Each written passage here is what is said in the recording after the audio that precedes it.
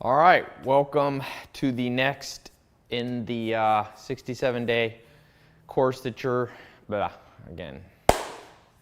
All right, welcome to the next lesson in the 67-day program. We're talking everything you need to become financially independent, financial freedom, money, wealth, all those good words. As we continue to build this foundation, I'm always building it around this mental framework. If I could be 18 again, would I want to have this material presented to me about money? And going back to the other things we've talked about before, I think one of the things that I wish someone had looked me in the eyes and really pounded into my head right when I was 18, or really 8 years old, but whatever, 18 sounds like a good number, is the question of, once I understand money, once you understand what money is, scarce, in-demand resources, then the next inevitable question, because people don't like to know the whys about money or the hows. They always are like, Ty, show me how to actually make the money. So let's get right into that. The next question is, once you start to understand what money is, then the next question is, how do you get it in your bank account? Okay, it's not enough, obviously, for you to see wealth being created for other people, financial independence for other people. You want it for yourself. So if I was 18, this is all new to me. One of the things I'd want to find out right away is, how do you get that transfer? Because all wealth creation is a money transfer. People have to put money in your account. They have to like what you're doing. So that's kind of the first thing that I want to talk about. It's a transfer, and we might have talked about this, seen some of the other stuff where I talk about this, and that's why you have to have a scarce in-demand skill, right? Because no one's going to transfer. There's no reciprocal altruism if you're not bringing value, so you got to have something. But then the next question is, what's the mode that will make people want to transfer money to you? And the answer is, there's really two options every human has. And the sooner you figure out which of those you fall into, the better.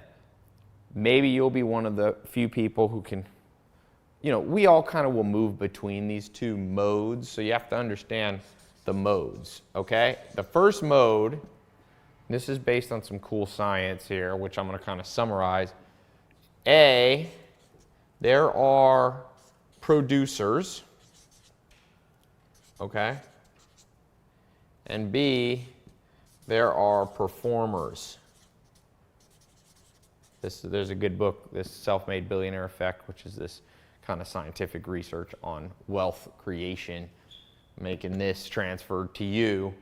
You're going to do it as either a producer or a performer. Now, what's interesting is there's a lot of myths about this. So what is a producer? A producer is kind of someone who comes up with new stuff.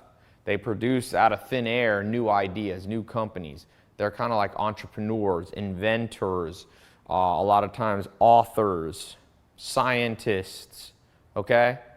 So these are they take 0 and they move it to, 100. They take something that didn't exist, and after they start producing it out of thin air, it goes up worth 100. A performer, okay, is generally somebody who works with a producer. So employees are usually performers. So just think about Mark Zuckerberg, okay? He had the original idea. There was no Facebook before him.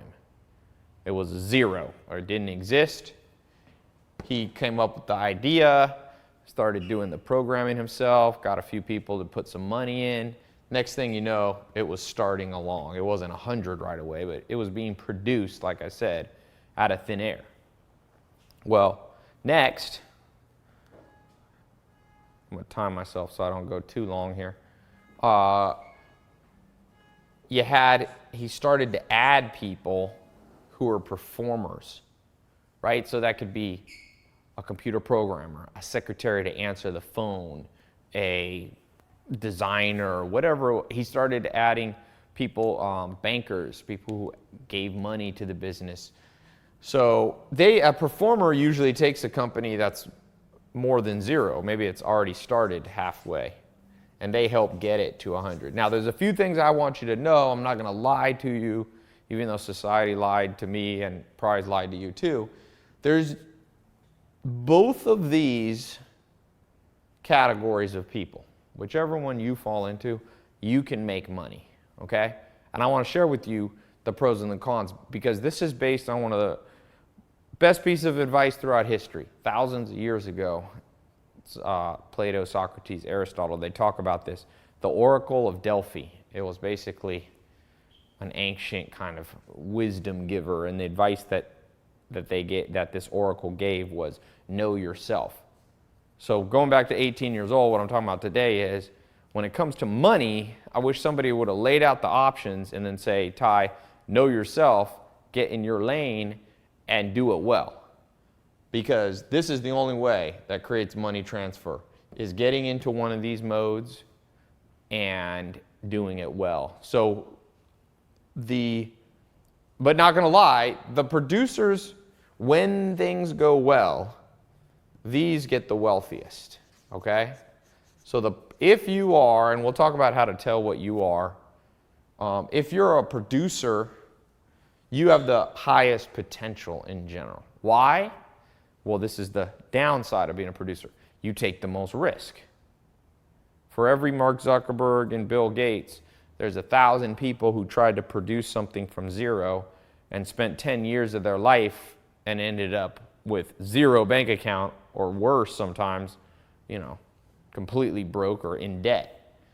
Now, so that's the pros of being a producer, an inventor, an entrepreneur, someone who starts new things, is you got the potential to make the most money. The downside is, because you're taking something from zero, it's kind of like a baby. Statistically, the number one most deadly day of any human's life is the day after they're born, or the day they're born. Most mortality, the highest mortality rate, is 0 or 1 day old babies. When things are new, they are vulnerable to a million things. And it's the same with business. When you produce, if you're trying to be the next Mark Zuckerberg, you produce something from zero, right there, everything can go wrong. One little glitch.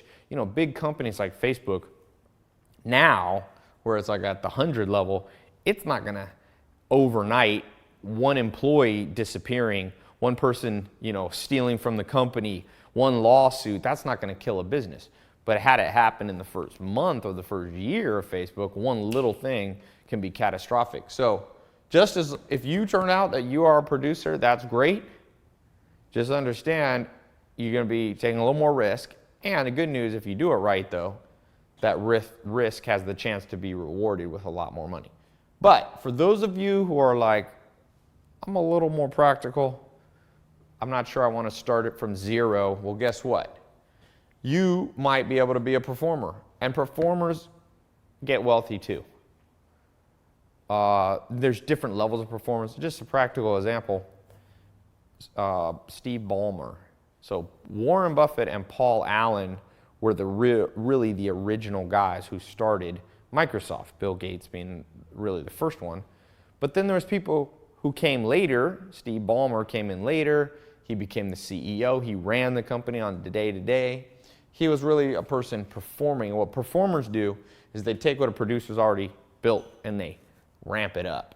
They do the day-to-day. They do the stuff. And Steve Ballmer, I think last I checked, at one point was worth $22 billion. So Bill Gates was worth $60 billion and Steve Ballmer was worth $20 billion, but he's still, for practical purposes, that's more money than you'll ever spend in your life. So the upside of being a performer, the pro, is it's a little less risky. It's still, everything in life has risk, but statistically there'd be less risk because you tend to not be necessarily starting from scratch. There's usually more guaranteed pay and so on. And then, the con is if the idea really works, you generally make a little bit less money. But who cares? One thing that I always remember is a quote from the stock market which says, pigs get fat and hogs get slaughtered. What that means is some people would go, oh, I want to be a performer. I don't want to be a performer, Ty.